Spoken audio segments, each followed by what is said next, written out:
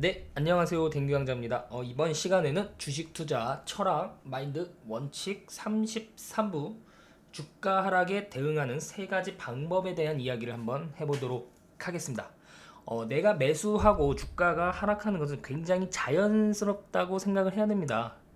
그리고 만약에 자연스럽지 않다, 뭔가 불안하다 이러면 애당초 잘못 샀을 수도 있겠죠. 그래서 이 주가 하락 대응하는 이 세 가지 방법의 전제 조건은 좋은 종목을 샀다는 겁니다. 돈 잘 버는 좋은 기업, 돈은 잘 버는데 그의 주가가 반영되지 않은 기업, 그런 기업들을 싸게 샀다. 이러한 전제 조건을 바탕으로 주가 하락에 어떻게 대응하면 되는지에 대해서 한번 이야기를 해보도록 하겠습니다. 일단 이제 주가 하락이 나왔을 때는 뭐 크게 보면 이제 세 가지 이유로 주가 하락이 나오게 됩니다. 첫 번째는 시장이 하락해서 내 보유 종목도 떨어지는 경우죠. 그래서 이것을 흔히 이제 약세장, 8월은 약세장이었죠. 9월도 약세장이 이어지고 있습니다. 이러한 약세장으로 이제 주가가 떨어지는 경우, 이럴 경우에는 뭐 기업의 가치가 좋고 좋은 기업이고 좋은 종목인데 주가가 당연히 하락할 수 있겠죠. 뭐 좋은 기업이라고 주가가 매일매일 오르는 건 아니잖아요. 네. 그래서 그러한 좋은 종목들도 주가가 감염이 되어서 하락을 합니다. 그럼 여기서 어떤 내 투자 철학을 가질 것이냐? 저의 철학은 약세장을 예측하고 대응하는 게 아니라 받아들이는 겁니다. 8월에 주가 조정으로 약세장이 나왔죠. 그것을 예측하려고 하지도 말고 대응하려고 하지도 마세요. 그냥 받아들이는 겁니다. 근데 증권방송 보면 어떻죠? 뭐 이거 뭐 8월이 뭐 어떻게 해서 뭐 변이가 어떻고 이것이 뭐 어때서 뭐 대응을 뭐 이렇게 해서 뭐 지지선이 이탈하면 뭐 손절을 해야 된다느니 뭐 이런 얘기들 많았죠. 그리고 8월 약세장을 예측한 사람도 없었습니다. 예측이 성공을 했다고 하더라도 그것은 운에 불과합니다. 예측은 연속적으로 연쇄적으로 맞춰야 의미가 있는 것인데 그렇게 예측을 할 수 있는 사람 이 세상에 아무도 없습니다. 그냥 그렇게 했다고 마케팅을 하는 것이죠. 사기 마케팅이죠, 사기 마케팅. 아무튼 다시 한번 강조를 드리면 약세장은 예측하고 대응하는 게 아니라 그냥 받아들이는 겁니다. 그리고 그럴 수 있다라는 점, 약세장이 올 수도 있다라는 점, 자연스러운 겁니다. 매년 약세장은 나옵니다. 그걸 감안하고 포트폴리오를 짜는 겁니다. 그럼 이 포트폴리오 대응 방법은 뭐냐? 약세장이 왔을 때, 지수가 하락할 때, 시장이 하락할 때 대응 방법은 무엇이 있느냐? 저의 대응 방법은 그냥 가만히 있는 겁니다. 좋은 종목을 들고 있으면 그냥 가만히 있는 겁니다. 그리고 뭐 월급 생활자던가 아니면 내가 현금 비중이 조금 있다. 그럴 경우에는 추가 매수를 합니다. 추가 매수하는 게 대응하는 거죠. 좋은 종목들은. 그러면 이제 현금 비중이 줄어들 거 아니에요? 그 나중에 내 보유 종목들 중에 뭐 목표 주가에 도달을 해서 차익 실현하는 종목들이 나오잖아요. 그럼 이제 그걸 차익 실현해서 또 다른 종목을 사는 게 아니라 현금 비중을 다시 늘려놓습니다. 왜냐면 그 전에 지수가 폭락을 할 때 현금 썼기 때문에 뭐 그런 식으로 운영을 하면 좋죠. 그래서 애당초 내가 뭐 주가가 내가 매수하고 뭐 마이너스 3% 마이너스 5%가 떨어지면 손절한다. 이런 종목은 애당초 사지 않는 게 좋죠. 그렇죠? 네, 그런 종목 애당초 사지 않아야 됩니다. 손절할 종목 애당초 사지 않는다. 그것도 저희 철학입니다.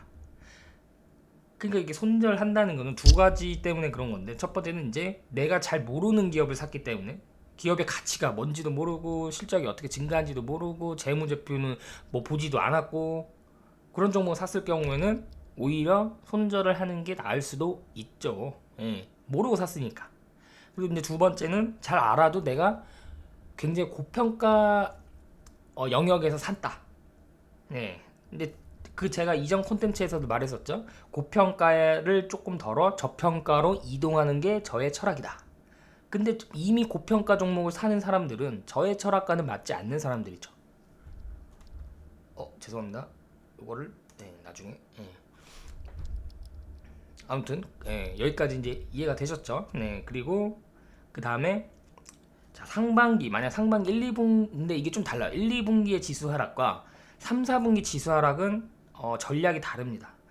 1, 2분기의 지수가 하락했을 경우에는 올해 실적이 좋아지는 종목을 사면 돼요. 그리고 그거를 보유하고 있으면 그냥 가만히 있으면 됩니다. 근데 이제 3, 4분기로 넘어왔다고 가정을 해보죠. 지금 이제 3분기죠. 9월이니까. 그리고 다음 달이면 4분기로 이어집니다. 그럼 지금 시점의 지수 하락은 어떻게 해야 되는 것이냐?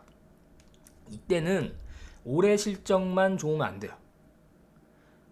내년도 실적도 좋아질 것이다. 이런 쪽으로 예측이 되고 시장의 컨센서스도 우상향을 가리키고 있어야 됩니다. 그래야 지수가 하락해서 내 종목도 같이 하락을 했어도 나중에 반등을 할 수가 있습니다. 만약에 내년도 실적이 올해 실적보다 안 좋을 것이다라는 전망이 나올 경우에는 지수가 하락해서 내 종목도 하락했을 경우 다시 올라온다는 보장이 없습니다. 그래서 이게 주식 투자자들이 뭐 매수하고 뭐 주가가 하락하는 건 되게 자연스러운 일이잖아요. 근데 이게 문제가 아니라 과연 그렇게 하락한 주가가 다시 오를 수 있을까? 이거에 대한 확신이 없으면 이제 마음이 불편해지는 거죠. 네. 그럼 왜 확신이 없을까? 이걸 한번 생각을 해보세요. 만약에 올해 실적이 굉장히 좋아요. 그리고 시장에서 소외가 되어서 주가도 오르지 않았어요. 그럼 싸게 잘 산 거죠. 거기에 내년 분석을 해보니까 내년도 실적은 더 좋아지네? 내후년도 실적은 더 기대가 되네? 이런 종목을 갖고 있다고 가정을 해봅시다. 그러면 뭐 주가가 시장이 하락해서 같이 떨어졌다고 불안해할 이유가 있나요? 이미 싸게 샀는데? 전혀 불안할 게 없는 거죠. 이런 주식들은 더 매수하면 되는 거죠. 더 매수로 대응한다. 그게 제 철학입니다. 근데 이게 시장 때문에 억울하게 떨어졌다는 자기만의 확신이 있어야 되는 거죠. 그러니까 뭐 주가의 오르락 내리락 뭐 마이너스 5%가 떨어지면 손절을 하고 뭐 10%가 오르면 매도를 하고 이런 게 아니라 비즈니스를 보는 겁니다. 사업을 본다. 그 사업이 어떤가? 내년에도 좋아질 것인가? 앞으로 더 좋아질 것인가? 그거를 보는 거죠. 그리고 그것만 봐서는 부족하죠. 그렇게 좋은 비즈니스를 갖고 있고 좋은 기업인데 주가가 이미 뭐 반영뿐만이 아니라 뭐 미래 실적까지 다 반영을 한 것 같다. 그러면 굳이 살 필요가 없는 거죠. 예를 들어 뭐 현재 뭐가 있을까요? 수소라고 해볼까요? 수소 관련된 기업들 뭐 좋죠. 두산 퓨얼셀도 엄청 좋은 기업이죠. 근데 그냥 주가도 싸냐 이거죠. 주가가 싸지 않으면 안 산다 이겁니다. 기업이 너무 좋아도 안 산다 이거예요. 네, 그런 이제 개념을 가지고 있어야겠죠. 그리고 단기 주가는 기업의 가치와 상관없이 랜덤으로 움직입니다. 이거 맞출 수가 없어요. 이거 뭐 맞춘다는 분들도 계시겠지만 저는 동의 안 합니다. 네, 믿지도 않습니다. 그래서 우리는 시간을 줘야 된다. 저의 철학은 시간 투자, 시간을 내어준다. 시간을 내어주면 결국엔 그 시간에 따라 기업 가치의 주가는 수렴하게 되어 있습니다. 네, 기업이 계속 돈을 잘 벌고 실적이 좋아지고 내후년에도 성장을 하고 하는데 주가는 완전 하락해 있어요. 완전 바닥이에요. 그러면 결국 기업 가치의 주가는 언젠가 수렴하게 된다. 그게 꾸준히 가서 수렴하기보다 어느 순간 일시적인 시점에 그냥 주가가 확 올라가 버리면서 기업 가치의 수렴을 합니다. 그래서 100일 보유해 98일이 가만히 있거나 하락을 해도 2일 만에 주가는 확 적정 주가에 도달을 합니다. 이게 시세더라고요. 그래서 잘 버티는 게 좋은 기업이라면, 좋은 종목을 내가 샀다면 잘 버티는 게 잘하는 것이다. 네, 그럼 말씀을 드리고 싶고요. 이제 두 번째는 시장의 악재가 아니라 내가 투자한 기업의 악재가 발생했을 경우를 이제 생각을 해보죠. 뭐 일단 내가 그 기업 종목을 샀을 때 어떤 아이디어가 있었을 거 아니에요. 뭐 실적의 아이디어가 있을 수도 있고요. 아니면 뭐 다른 신규 사업에 대한 아이디어가 있을 수도 있고요. 근데 그런 투자 아이디어가 훼손이 되는 겁니다. 잘 될 거라고 생각을 했는데 잘 안 된 거예요. 그래서 이걸 투자 아이디어가 훼손됐다라고 하는 거죠. 그럴 경우에는 주가가 하락을 했어도 안타깝지만 매도를 해야 되는 경우가 생깁니다. 그쵸? 그리고 두 번째로는 분기 실적이 내 예상과 다르게 뭐 어닝 쇼크가 나왔다던가. 근데 이런 경우는 되게 다반사로 많습니다. 그럼 과연 이럴 때 나는 어떻게 해야 될 것인가? 분기 실적을 극복할 수 있는 비즈니스 모델을 가지고 있는가?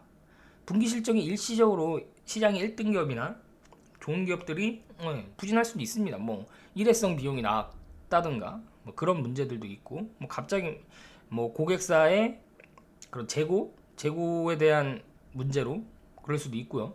그럼 그럴 때 과연 뭐 경쟁력이 잃은 것이냐, 아니면 새로운 뭐 경쟁자가 나온 것이냐, 그런 것은 아니잖아요. 그냥 일시적으로 분기 실적이 부진한 거잖아요. 그런 경우는 그냥 보유를 해야 된다는 겁니다. 시장 지위도 바뀌지 않았고. 그래서 언제든지 분기 실적이 어닝 쇼크가 나올 수 있다는 것을 감안해서 비즈니스 모델을 선택을 해야 됩니다. 이제 세 번째는 예상치 못한 악재. 뭘까요? 뭐 예를 들어서 뭐 공장에 화재가 났다던가. 진짜 그런 경우는 다반사죠. 당연히 근데 이러한 부분은 정말 당연히 겪을 수밖에, 내가 투자를 하면서 이거 피할 수는 없어요. 제가 투자를 해보니까 이거 피할 수는 없어요. 네, 아무리 확신이 차고 이거 진짜 괜찮다고 투자를 했는데 이런 경우 생깁니다. 아이디어 훼손되고 갑자기 분기 실적 부진하고. 최근에 제가 보유한 종목 중에서도 하나도 분기 실적이 완전 어닝 쇼크가 나왔어요. 완전하게. 그래서 이거 왜 그러지? 봤더니 반도체 수급 문제더라고요. 반도체 그쪽 반도체 가격이 90%가 상승했습니다. 그러면서 실적이 완전히 박살났어요. 그럼 이제 여기서 고민을 하는 거죠. 야, 이거 매도를 해야 되냐? 아니면 계속 가져갈 수 있는 거냐? 그 판단을 계속 가져가자. 이 판단으로 결정을 했습니다. 왜냐하면 비즈니스 모델에 손상된 게 전혀 없기 때문에. 수급 원자재 가격 수급 문제는 기업의 경쟁력과 전혀 상관없는 건 아닙니까? 네, 그래서 이런 거는 보유, 이렇게 이제 결정을 하는 거죠. 이런 거는 이제 개별 악재죠. 시장의 악재라기보다는. 그래서 이런 부분은 자연스럽게 투자를 하다 보면 당연히 겪는 일이다. 모든 일이 내 뜻대로 되지 않는다. 요거를 전제 조건을 해야 돼요. 네, 투자를 하시면서 모든 게 내 뜻대로 된다고 가정을 하거나 막연하게 그렇게 생각을 하고 투자하시면 절대로 안 됩니다. 그럼 이러한 개별 악재는 어떻게 대응을 할 것이냐? 어떻게 대응을 하면 되죠? 당연히 분산 투자로 대응을 하면 됩니다. 어떻게? 그 아이디어가 훼손되고 뭐 개별 악재가 나와서 그 종목이 실패를 하더라도 이러한 좋은 종목들을 많이 사두면 그게 다 실패하지 않을 거 아니에요. 다 갑자기 아이디어가 다 훼손되고, 내가 투자한 종목이 다 아이디어가 훼손되고 다 어닝 쇼크가 나오고 그러지는 않을 거 아니에요. 그렇기 때문에 분산 투자를 통해서 계좌를 우상향시키면 됩니다. 그래서 이제 첫 번째, 두 번째 조건까지 얘기를 했고요. 이 세 번째 조건은 조금 달라요.